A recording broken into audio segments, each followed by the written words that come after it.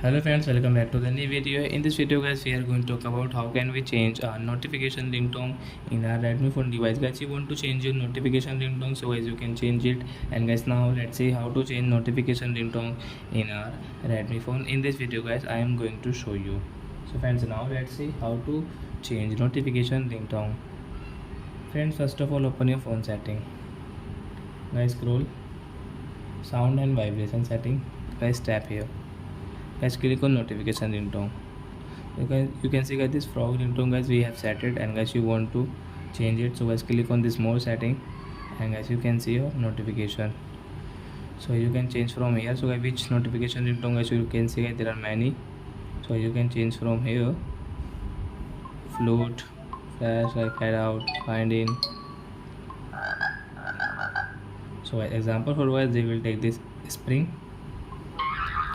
and guys again tap spring. So you can see your notifications ringtone has changed into spring. So are you friends, you have understood how to change notification ringtone? So that's it guys, thanks for watching. Now we will meet on next video with new topic guys. Before going guys, please go and like my video, subscribe my channel. Bye bye friends.